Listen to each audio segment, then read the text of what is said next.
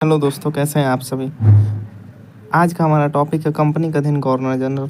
Company का अधीन governor general के ऊपर चर्चा करेंगे। सबसे पहले देखते हैं बंगाल का गवर्नर। ठीक है, सबसे पहले आता है रॉबर्ट क्लाइव। रॉबर्ट क्लाइव का जो कार्यकाल है 1757 से लेकर 1760 ईस्वी, और फिर सेकंड टाइम आया था वो 1765 से लेकर 1767 के बीच में आया था। 1765 से 1767 के बीच आया था। ठीक है, क्लाइव ने, जो रॉबर्ट क्लाइव था, रॉबर्ट क्लाइव ने बंगाल में अवैध शासन की व्यवस्था की। रॉबर्ट क्लाइव ने बंगाल में अवैध शासन की व्यवस्था की, जिसके अंतर्गत राजस्व वसूलने, सैनिक संरक्षण और विदेशी मामलों में कंपनी का अधीन थे। हालांकि शासन चलाने की जिम्मेदारी नवाब के हाथों में थी। जो शासन चलाने की जिम्मेदारी थी वो नवाब के हाथों में थी। ठीक है, रॉबर्ट क्लाइव ने मुगल सम्राट शाह आलम द्वितीय को, उस टाइम जो मुगल सम्राट था शाह आलम द्वितीय को, इलाहाबाद की दूसरी जो संधि थी 1765 के तहत कंपनी को संरक्षण में ले लिया। रॉबर्ट क्लाइव ने मुगल बादशाह जो शाह आलम द्वितीय था उसमें इलाहाबाद की दूसरी संधि की। ठीक है, और संधि के तहत कंपनी के संरक्षण में ले लिया था। ठीक है, क्लाइव द्वारा बंगाल के समस्त क्षेत्र हेतु दो उप दीवान थे। तो इसमें पहले थे मोहम्मद रजा खान, जो बंगाल के लिए थे, और दूसरा राजा सिताबरा, जो बिहार के लिए थे, को नियुक्त किया था। रॉबर्ट क्लाइव में बंगाल के समस्त क्षेत्र के लिए दो उप दीवान नियुक्त किया था। पहले थे मोहम्मद रजा खान, जो बंगाल के लिए थे, दूसरे थे राजा सिताब राय, जो कि बिहार के लिए थे। अन्य गवर्नर आए वेरी लॉस्ट 1767 से 1769, कार्टियर 1769 1772, और वारेन हेस्टिंग्स 1772 से 1774। ठीक है, इसके बाद से कंपनी का अधीन गवर्नर जनरल 1773 ईस्वी के रेगुलेटिंग एक्ट द्वारा बंगाल के गवर्नर को अब से अंग्रेजी क्षेत्रों का गवर्नर जनरल कहा जाने लगा, जिसका कार्यकाल 5 वर्षों का निर्धारित किया गया था। इसका जो कार्यकाल जो था वो 5 वर्षों के लिए निर्धारित किया गया था। ठीक है, इसके बाद से इधर आता है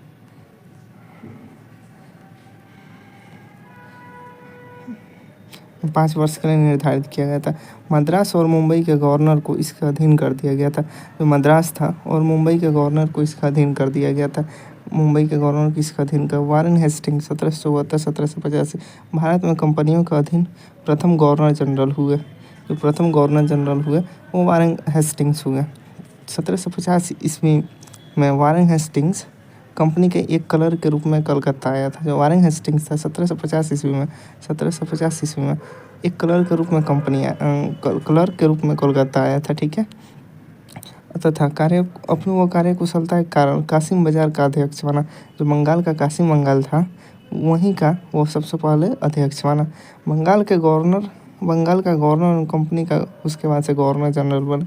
उसके बाद से बंगाल का गवर्नर फिर कंपनी का गवर्नर जनरल बना। ठीक है, वारेन हेस्टिंग्स को राजकीय कोषागार को मुर्शिदाबाद से हटाकर कोलकाता में स्थापित किया। जो वारेन हेस्टिंग्स था वो राजकीय कोषागार जो था उसको मुर्शिदाबाद, जो बिहार का मुर्शिदाबाद था, नहीं, वो कलकत्ता का मुर्शिदाबाद था, वहाँ से हटाकर कलकत्ता में स्थापित किया। एवं 1772 ईस्वी में प्रत्येक जिले में एक फौजदारी तथा एक दीवानी, प्रत्येक जो जिला था उसमें 2 शाखा खोला, एक फौजदारी और दूसरी दीवानी। ठीक है, अदालतों की स्थापना की। वारेन हेस्टिंग्स ने 1781 ईस्वी में मुस्लिम शिक्षा के विकास के लिए प्रथम मदरसा कलकत्ता में स्थापित किया। जो 1781 में वारेन हेस्टिंग्स आया मुस्लिम शिक्षा के विकास के लिए, ठीक है, प्रथम मदरसा का स्थापना कोलकाता में किया। इसी के समय 1782 ईस्वी में जोनाथन डंकन द्वारा बनारस में संस्कृत विश्वविद्यालय की स्थापना की गई। जो जोनानाथ डंकन थे 1782 ईस्वी में बनारस में संस्कृत विद्यालय की स्थापना किया। ठीक है, उसके बाद से वारेन हेस्टिंग्स ने विलियम विलिकंस या चार्ल्स को आश्रय दिया। ठीक है, और गीता का अंग्रेजी में अनुवाद कराया था विलियम विंगल से। ठीक है, इसी दौरान सर विलियम जोन्स द्वारा 1784 में द एशियोटिक सोसाइटी ऑफ बंगाल की स्थापना की गई। इसी दौरान सर विलियम जोन्स द्वारा 1784 ईस्वी में द एशियोटिक सोसाइटी ऑफ बंगाल की स्थापना की। वारेन हेस्टिंग्स ने मुगल सम्राट को मिलने वाले 26 लाख रुपये वार्षिक पेंशन पर रोक लगा दिया। जो मुगल सम्राट को मिल रहा था 26 लाख वार्षिक पेंशन, उस पर रोक लगा दिया। इसी के समयावधि में 1780 ईस्वी में जेम्स ऑगस्ट हिक्की द्वारा भारत का पहला समाचार पत्र द बंगाल गजट का प्रकाशन हुआ। वारेन हेस्टिंग्स के कार्यकाल में 1780 ईस्वी में जेम्स ऑगस्ट हिक्की द्वारा भारत का पहला समाचार पत्र द बंगाल गजट, भारत का पहला समाचार पत्र द बंगाल गजट था। इसी का सबसे पहले प्रकाशन हुआ 1780 में वारेन हेस्टिंग्स के कार्यकाल में, ठीक है।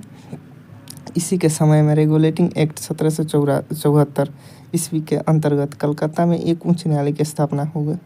वारेन हेस्टिंग्स के समय, जो वारेन हेस्टिंग्स था, इसी के समय कोलकाता में, जो कोलकाता था उसमें 1774 ईस्वी के अंतर्गत कलकत्ता में एक उच्च न्यायालय हाई कोर्ट की स्थापना हुआ, ठीक है। हाई कोर्ट की स्थापना किया गया। हाई कोर्ट की स्थापना जिसके अधिकार क्षेत्र केवल कलकत्ता था, जिसका जो एरिया था, वो हाई कोर्ट का जो एरिया था वो सिर्फ कोलकाता था, ठीक है। उसके बाद से कोलकाता था, किंतु कोलकाता के बाहर मुकदमा तभी सुना जाता था जब दोनों पक्षों में सहमति हो। तो दोनों पक्षों में सहमति हो तभी उसके बाहर का सुना जाता था। हेस्टिंग्स ने नंद कुमार पर झूठा आरोप लगाकर न्यायालय में फांसी की सज़ा दिलवा दी थी। जो वारेन हेस्टिंग्स था वो एक नंद कुमार थे, बंगाली ब्राह्मण थे, उन पर झूठा आरोप लगाकर फांसी की सज़ा दिलवा दिया था, ठीक है। वारेन हेस्टिंग्स के समय ही प्रथम आंग्ल मराठा युद्ध 1775 से 1782 एवं द्वितीय मैसूर युद्ध 1780 से 1784 लड़े गए थे। वारेन हेस्टिंग्स के समय ही प्रथम आंग्ल मराठा युद्ध 1775 से 1782 ईस्वी में हुआ था और दूसरा आंग्ल मैसूर युद्ध 1780 से 1784 ईस्वी में लड़े गए थे। प्रथम आंग्ल मैसूर युद्ध सालाबाई की संधि 1782 के तहत तथा द्वितीय आंग्ल मैसूर युद्ध मंगलोर की संधि 1784 के तहत समाप्त हुआ था, ठीक है। इसी के समयावधि में बोर्ड ऑफ रेवेन्यू की स्थापना की गई थी। बोर्ड ऑफ रेवेन्यू की स्थापना वारेन हेस्टिंग्स के कार्यकाल में हुआ था। वारेन हेस्टिंग्स के ही कार्यकाल में बोर्ड ऑफ रेवेन्यू की स्थापना हुई थी, ठीक है।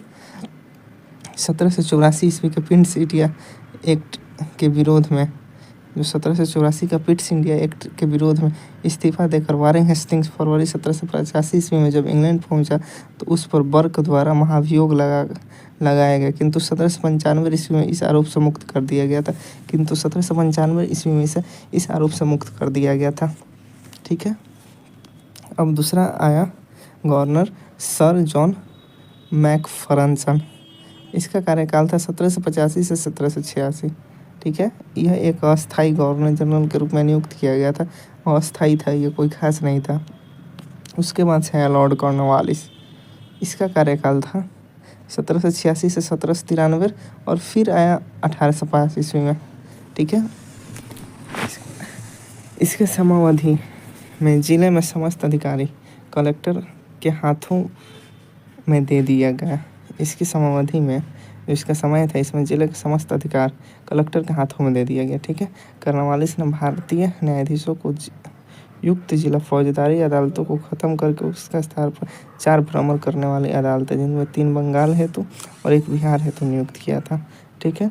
कॉर्नवालिस द्वारा 1793 ईस्वी में प्रसिद्ध कॉर्नवालिस कोड का निर्माण किया गया। 1793 ईस्वी में प्रसिद्ध कॉर्नवालिस कोड का निर्माण किया गया, जो शक्तियों का पृथ्वीकरण के सिद्धांत पर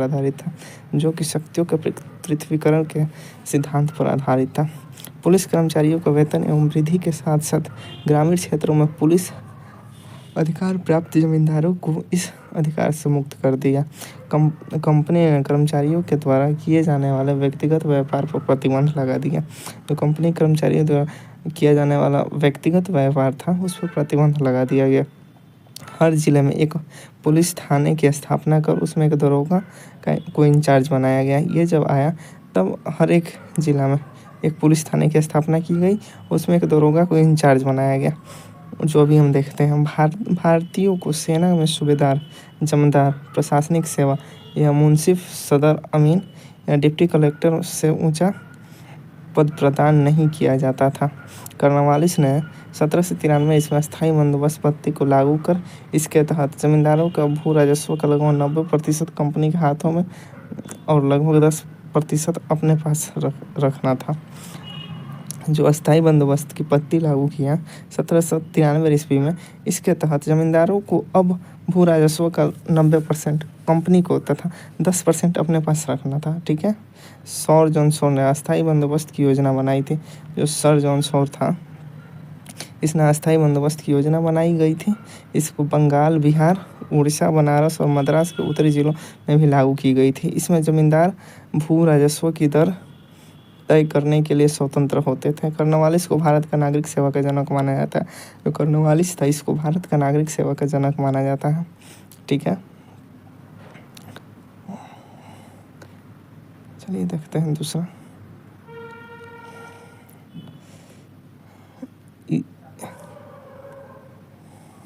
इन्होंने 1854 ईस्वी में एक स्वतंत्र विभाग के रूप में लोक सेवा विभाग की स्थापना की। इन्होंने 1854 ईस्वी में एक स्वतंत्र विभाग के रूप में लोक सेवा विभाग की स्थापना की। इसके शासनकाल में कलकत्ता एवं आगरा के बीच में 1853 में पहली बार बिजली से संचालित तार सेवा शुरू किया गया था। कलकत्ता और आगरा के बीच 1853 ईस्वी में तार सेवा जो बिजली से संचालित होती थी, इसकी शुरुआत किया गया था। शिमला को ग्रीष्मकालीन राजधानी लॉर्ड डलहौजी ने बनाया था। शिमला को ग्रीष्मकालीन राजधानी लॉर्ड डलहौजी ने बनाया था।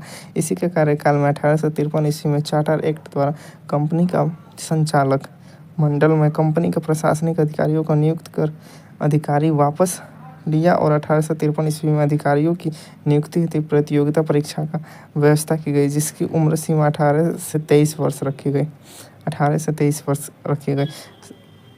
नोट पहला, सत्येंद्रनाथ टैगोर प्रथम भारतीय थे जिन्होंने 1863 ईस्वी में ब्रिटेन में हुई सिविल सेवा परीक्षा में सफलता प्राप्त किया था। सत्येंद्रनाथ टैगोर जो थे वो प्रथम भारतीय थे जिन्होंने 1863 ईस्वी में ब्रिटेन में संपन्न हुई सिविल सेवा परीक्षा में सफलता प्राप्त की थी।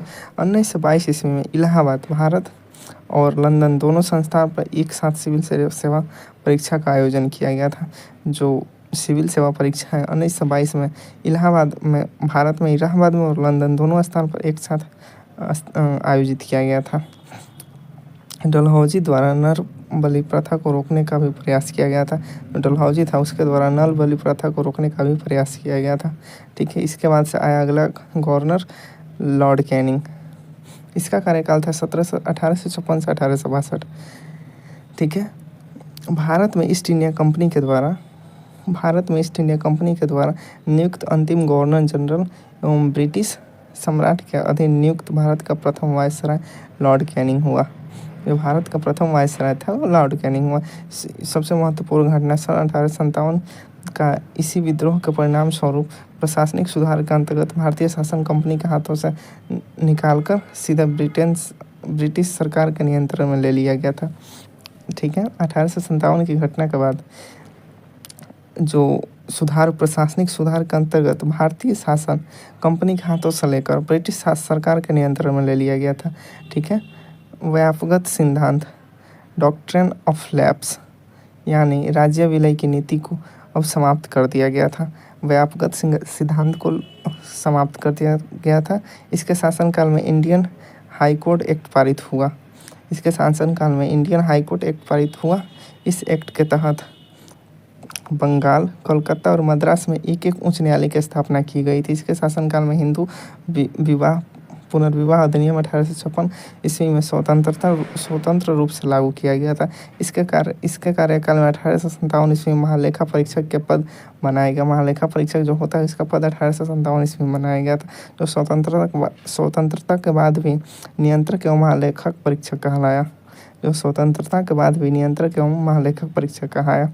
भारत शासन अधिनियम 1858 के तहत मुगल सम्राट के पद को समाप्त किया गया।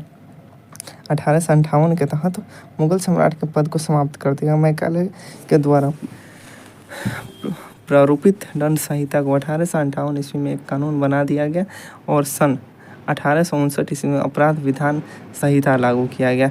इंडियन काउंसिल एक्ट 1861 ईस्वी में पारित किया गया और पोर्टफोलियो प्रणाली लागू की गई। इंडियन काउंसिल एक्ट 1861 ईस्वी में पारित किया गया और पोर्टफोलियो प्रणाली लागू की गई। उसके बाद से आया लॉर्ड एल्गिन। बहावी आंदोलन का दमन 1863 ईस्वी में इनकी धर्मशाला हिमाचल प्रदेश में मृत्यु हो गई। बहावी आंदोलन का दमन किया था लॉर्ड एल्गिन। जो लॉर्ड एल्गिन था वो दमन किया। 1863 ईस्वी में इसकी धर्मशाला हिमाचल प्रदेश में मृत्यु हो गई। उसके बाद से आया लॉर्ड लॉरेंस। ठीक है। इसके शासनकाल में 1865 ईस्वी में भूटान द्वारा ब्रिटिश साम्राज्य पर आक्रमण किया गया। भूटान द्वारा 1865 ईस्वी में ब्रिटिश साम्राज्य पर आक्रमण। अफगानिस्तान के संबंध में इन्होंने हस्तक्षेप की नीति अपनाई, जिसको शानदार निष्क्रियता का नाम से जाना जाता है। इसकी समयावधि में उड़ीसा में सन 1866 ईस्वी में बुंदेलखंड के राजपूताना में 1868 से 69 में भीषण अकाल पड़ा। इनके द्वारा हेनरी कैंपबेल के नेतृत्व में एक अकाल आयोग का गठन किया गया। हेनरी कैंपबेल के नेतृत्व में अकाल आयोग का गठन किया गया। भारत और यूरोप के मध्य प्रथम समुद्री टेलीग्राफ सेवा 1865 ईस्वी में लॉर्ड लॉरेंस के द्वारा शुरू किया गया था।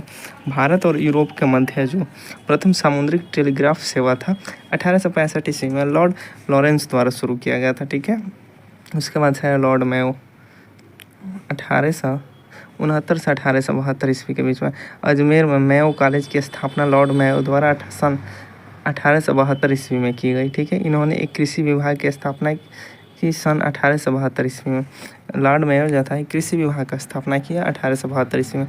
एक अफगान द्वारा 1872 ईस्वी में चाकू मारकर इसकी हत्या कर दी गई और भारत में अंग्रेजों के समयावधि में प्रथम जनगणना 1872 ईस्वी में लॉर्ड मेयो के कार्यकाल में संपन्न हुआ। जो लॉर्ड मेयो था इसी के कार्यकाल में प्रथम जनगणना संपन्न हुआ। उसके बाद से आया लॉर्ड नाथुवर। इसके समयावधि में बंगाल में भयंकर अकाल पड़ा। इसका जब कार्यकाल था तब बंगाल में भयंकर अकाल पड़ा था। इन्होंने भ्रष्टाचार के आरोप में बड़ौदा का मल्हार राव गायकवाड़ को पदच्युत करके मद्रास भेजा था। ठीक है, उसके बाद से लॉर्ड नाथुवर के द्वारा यह घोषणा की, मेरा उद्देश्य करों को हटाना एवं अनावश्यक वैधानिक कार्यवाही को रोक लगाना है। लॉर्ड नाथुवर द्वारा यह घोषणा किया गया कि मेरा उद्देश्य है करों को हटाना एवं अनावश्यक वैधानिक कार्यवाहियों को रोक लगाना है। पंजाब में प्रसिद्ध कुका आंदोलन इन्हीं के कार्यकाल में हुआ था, नाथुवर के कार्यकाल में। इनके कार्यकाल के दौरान स्वेज नहर में खुले जाने से भारत और ब्रिटेन के मध्य काफ़ी व्यापार में वृद्धि हुई थी। स्वेज नहर खुल जाने से काफ़ी ब्रिटेन में वृद्धि हुई थी। लॉर्ड रिटन यह एक प्रसिद्ध साहित्यकार, उपन्यासकार एवं निबंध लेखक था। साहित्यकाश में इन्होंने ओवन मेरिडिथ के नाम से जाना जाता था। ओवन मेरिडिथ के नाम से जाना था। इसके समयावधि में बम्बई, मद्रास, हैदराबाद, पंजाब, मध्य भारत आदि में भयंकर अकाल पड़ा था। लिटिल द्वारा रिसर्च स्ट्रेची की अध्यक्षता में अकाल आयोग स्थापित किया गया था। रिसर्च स्ट्रेची की अध्यक्षता में एक अकाल आयोग का स्थापित किया गया था। 1 जनवरी 1877 ईस्वी में दिल्ली दरबार का आयोजन किया गया। 1 जनवरी 1877 ईस्वी को दिल्ली दरबार का, जिसमें ब्रिटेन की महारानी विक्टोरिया को केसर हिंद की उपाधि से सम्मानित किया गया था। जिसमें ब्रिटेन की महारानी विक्टोरिया को केसर हिंद की उपाधि से सम्मानित किया गया। इसके समयावधि में 1878 ईस्वी में आर्म्स एक्ट पारित हुआ था। 1878 ईस्वी में आर्म्स एक्ट पारित किया गया था, जिसके फलस्वरूप भारतीयों द्वारा अपने पास हथियार रखने का अधिकार छीन लिया गया। जिसके फलस्वरूप भारतीयों द्वारा अपने पास जो हथियार रखे थे उसका अधिकार छीन लिया गया। लिटन द्वारा मार्च 1878 ईस्वी में भारतीय समाचार पत्र अधिनियम वर्नाकुलर प्रेस एक्ट पारित कर भारतीय समाचार पत्रों पर कठोर प्रतिबंध लगाए। विशेषकर यह कानून राष्ट्रवाद समाचार पत्र सोम प्रकाश को प्रतिबंधित करने हेतु लाया गया था। सोम प्रकाश था, इसको प्रतिबंध करने के लिए वर्नाकुलर प्रेस एक्ट लाया गया था। इस कानून में प्रावधान किया गया था कि अगर किसी अखबार में कोई भी आपत्तिजनक चीज़ छपती है तो सरकार उसे प्रिंटिंग प्रेस सहित सारी संपत्ति जब्त कर सकती है। ठीक है, पायनियर अखबार द्वारा वर्नाकुलर प्रेस एक्ट 1878 का समर्थन किया गया। सन 1878 ईस्वी को लॉर्ड रिटन के समय भारत में ही भारतीय शस्त्र अधिनियम पारित हुआ, जिसके अंतर्गत शस्त्र रखने और व्यापार करने हेतु लाइसेंस को अनिवार्य बना दिया गया। इन्होंने सिविल सेवा परीक्षा में प्रवेश की अधिकतम आयु को घटाकर 19 वर्ष कर दिया। जो 18 से 21 था, पहले 18 से 21 था, इसको घटाकर 19 वर्ष कर दिया। ठीक है, लॉर्ड रिटन द्वारा अलीगढ़ में एक मुस्लिम एंग्लो प्राच्य महाविद्यालय की स्थापना किया गया था। जो लॉर्ड रिटन था उसमें अलीगढ़ में एक मुस्लिम एंग्लो प्राच्य महाविद्यालय की स्थापना किया गया था। ठीक है, लॉर्ड उसके बाद से रिपन आया। रिपन द्वारा 1880 से 1884 इसका कार्यकाल था। जो लॉर्ड रिपन था इसका 1880 से 1884 इसका कार्यकाल था। रिपन द्वारा सर्वप्रथम समाचार पत्रों की स्वतंत्रता में दोबारा से बहाल करते हुए सन 1882 ईस्वी में वर्नाकुलर प्रेस एक्ट को ख़त्म कर दिया। इन्होंने सिविल सेवा में प्रवेश की आयु को 19 वर्ष से बढ़ाकर 21 वर्ष कर दिया। स्थानीय स्वशासन की शुरुआत भी इन्हीं के द्वारा की गई। जो स्थानीय स्वशासन था इसकी शुरुआत भी इन्हीं के द्वारा की गई थी। इसके समयावधि में ही भारत में सन 1881 ईस्वी में सर्वप्रथम नियमित जनगणना संपन्न की गई थी। तब से लेकर अब तक हर वर्ष या 10 वर्ष के अंतराल पर जनगणना की जाती है। भारत में पहली बार जनगणना 1872 ईस्वी में हुई थी। भारत में पहली बार जनगणना 1872 ईस्वी में हुई थी। लॉर्ड रिपन द्वारा ही सन 1881 ईस्वी में प्रथम कारखाना अधिनियम लाया गया था। प्रथम कारखाना अधिनियम जो था 1821 ईस्वी में लाया गया था। रिपन के समयावधि में शैक्षिक सुधार के तहत विलियम हंटर की अध्यक्षता में एक आयोग गठित किया गया था। इसी दौरान यूरोपियों के विरुद्ध भारतीय न्यायाधीशों के द्वारा मुकदमे की सुनवाई हेतु इल्बर्ट बिल विधेयक प्रस्तुत किया गया, किंतु यूरोपवासियों के प्रबल विरोध के कारण इसे वापस लेना पड़ा था। अंग्रेजों द्वारा इस विधेयक के विरोध में कई किए विद्रोह को श्वेत विद्रोह के नाम से जाना जाता है। जो श्वेत विद्रोह है इसी के नाम से जाना। फ्लोरेंस नाइटिंगेल ने रिपन को भारत का उद्धारक की संज्ञा प्रदान की थी। जो फ्लोरेंस नाइटिंगेल थी उन्होंने लॉर्ड रिपन को भारत के उद्धारक की संज्ञा प्रदान की थी। ठीक है। लॉर्ड डॉफ्रिन, इसका जो टाइम काल था 1884 से लेकर 1888 ईस्वी तक था। ठीक है। इसके समय तृतीय आंग्ल बर्मा युद्ध हुआ। जब लॉर्ड डॉफ्रिन था उसके समय तृतीय आंग्ल बर्मा युद्ध हुआ 1885 से 1888 ईस्वी तक, एवं बर्मा को अंतिम रूप से ब्रिटिश राज्य में मिला लिया गया था। बर्मा को अंतिम रूप से ब्रिटिश राज्य में मिला लिया गया था। इसी दौरान बंगाल में tenancy act, Awadh tenancy act और पंजाब टेनेंसी एक्ट भी पारित हुआ था।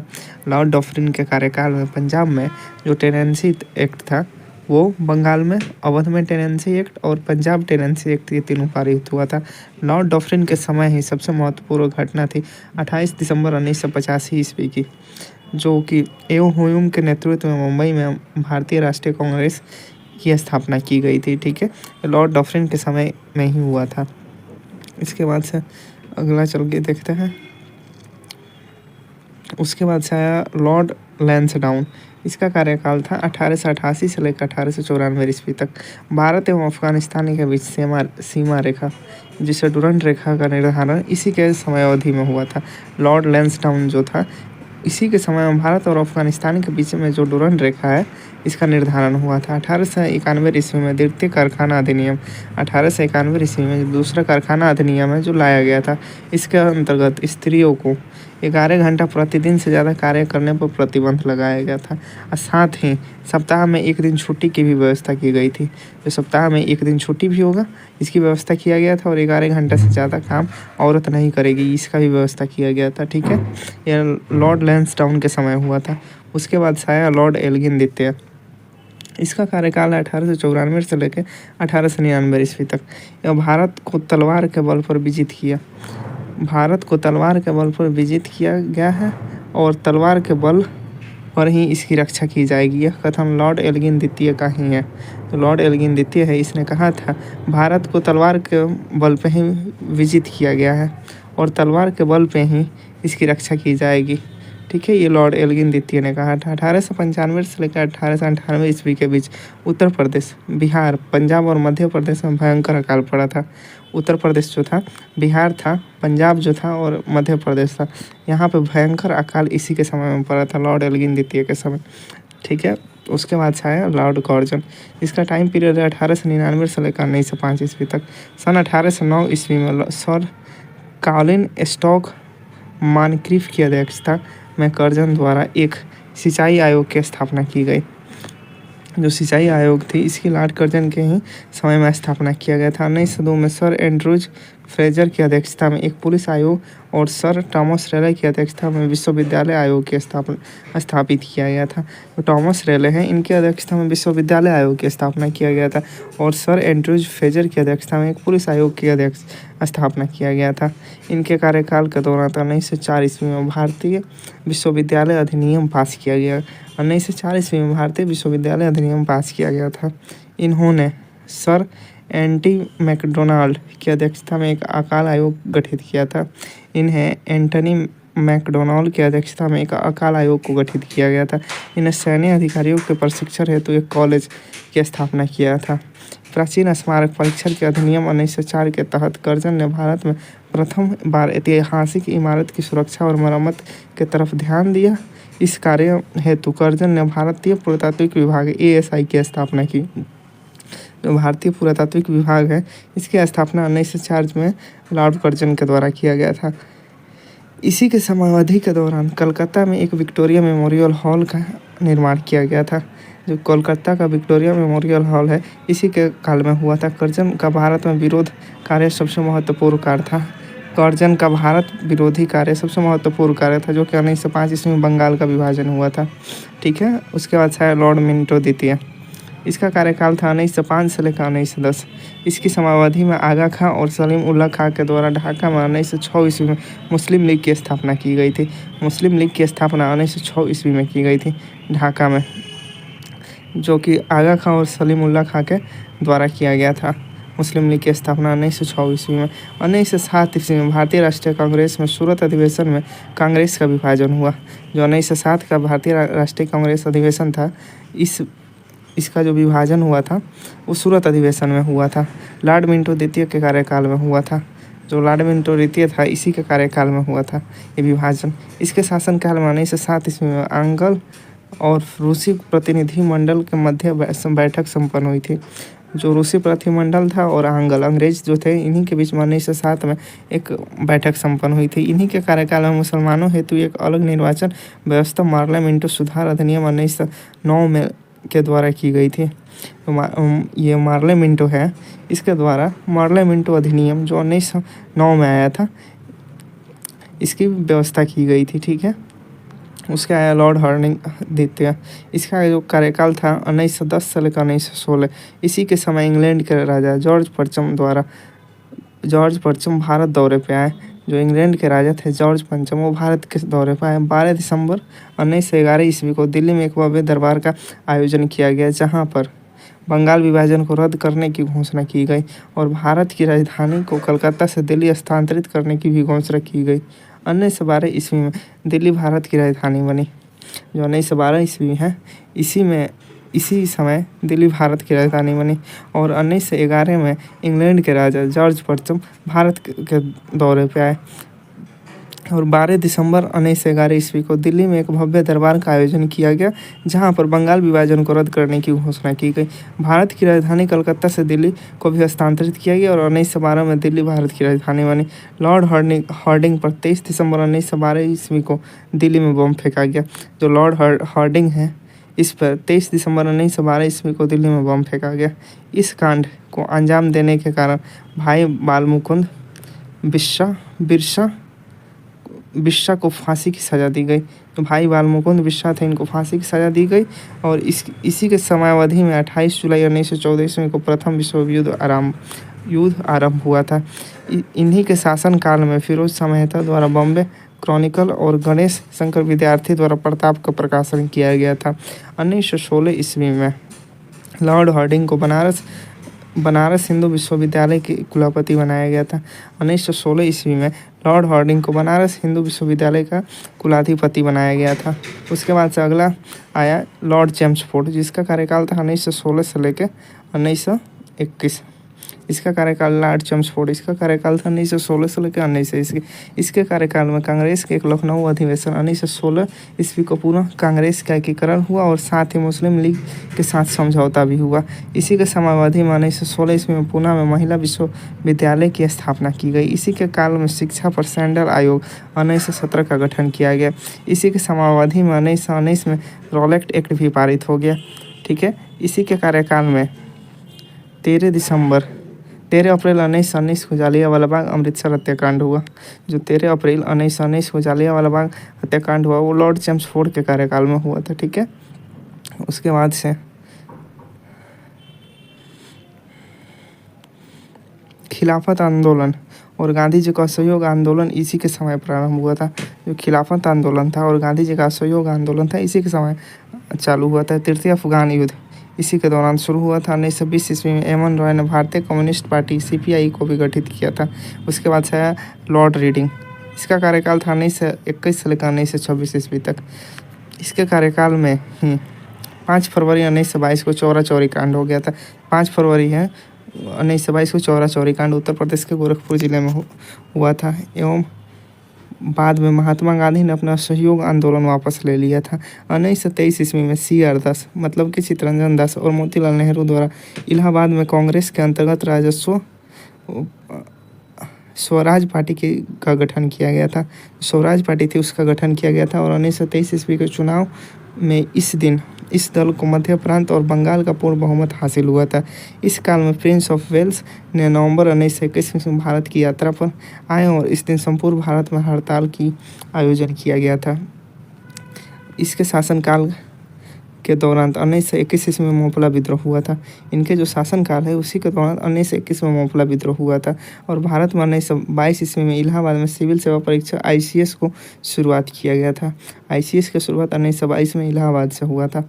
1922 ईस्वी में विश्व भारती विश्वविद्यालय द्वारा कार्य करना आरंभ किया गया था। विश्व भारती विश्वविद्यालय जो है वो अपना कार्य प्रारंभ किया था। इसी के कार्यकाल में 1925 ईस्वी में प्रसिद्ध आर्य समाजी राष्ट्रवादी नेता स्वामी श्रद्धानंद की हत्या कर दी गई थी। इसके बाद से आया लॉर्ड इरविन। लॉर्ड इरविन का कार्यकाल था 1926 से लेकर 1931। लॉर्ड इरविन का जो कार्यकाल था 1926 साल से इसी के समावधि में फरवरी 1928 में साइमन कमीशन बम्बई पहुंचा। जो साइमन कमीशन था वो बम्बई पहुंचा था। इसी के समय 1929 ईस्वी में लाला लाजपत राय की मृत्यु के बदले में भारतीय चरमपंथियों द्वारा दिल्ली में असेंबली हॉल में बम फेंका गया। इसी के समावधि में लाहौर जेल में जितन दास द्वारा 13 जुलाई 1929 ईस्वी को एक भूख हड़ताल आरंभ की एवं भूख हड़ताल के 64वें दिन 13 दिसंबर 1929 ईस्वी को उसकी मृत्यु हो गई। भूख हड़ताल के कारण भारतीय और अंग्रेजों कैदियों के मध्य व्यवहार में किए जाने वाले भेदभाव था। इसी के समावधि में 1929 ईस्वी में जो लॉर्ड इरविन था इसी के कार्यकाल में 1929 ईस्वी में लाहौर अधिवेशन में पूर्ण स्वराज का लक्ष्य निर्धारित कर 26 जनवरी 1930 ईस्वी को स्वतंत्रता दिवस के रूप में मनाने की घोषणा किया गया था। ठीक है। सामान्य अवज्ञा आंदोलन CDM के दौरान महात्मा गांधी जी को 5 मई 1930 ईस्वी को गिरफ्तार कर लिया गया 5 मई 1930 ईस्वी को जो सामान्य अवज्ञा आंदोलन हुआ था उसी में इनको गिरफ्तार कर लिया गया था। ठीक है। और 25 जनवरी 1931 ईस्वी को वायसराय लॉर्ड इरविन द्वारा उन्हें बिना शर्त को रिहा कर दिया गया। इसी के समयावधि में 12 नवंबर 1930 ईस्वी को लंदन में प्रथम गोलमेज सम्मेलन हुआ। इस सम्मेलन में कांग्रेस द्वारा भाग नहीं लिया गया था। 4 मार्च 1931 ईस्वी को गांधी इरविन समझौते पर हस्ताक्षर हुए। जो 4 मार्च था ये बहुत इंपॉर्टेंट डेट है, ये बार बार क्वेश्चन पेपर में पूछता है। जो गांधी इरविन समझौता कब हुआ था? गांधी इरविन समझौता कब हुआ था? सामान्य 4 मार्च 1931 ईस्वी को गांधी इरविन समझौता पर हस्ताक्षर हुए और साथ ही सविनय अवज्ञा आंदोलन को स्थगित किया गया। ठीक है। उसके बाद है लॉर्ड वेलिंगटन। ये द्वितीय गोलमेज सम्मेलन का आयोजन लंदन में 7 सितंबर से 1 दिसंबर 1931 ईस्वी तक संपन्न हुआ। इसमें कांग्रेस ने भाग लिया और प्रतिनिधित्व महात्मा गांधी ने किया। द्वितीय गोलमेज सम्मेलन की असफलता के उपरांत महात्मा गांधी जी द्वारा सविनय अवज्ञा आंदोलन को 3 जनवरी 1932 को पुनः प्रारंभ किया। ठीक है।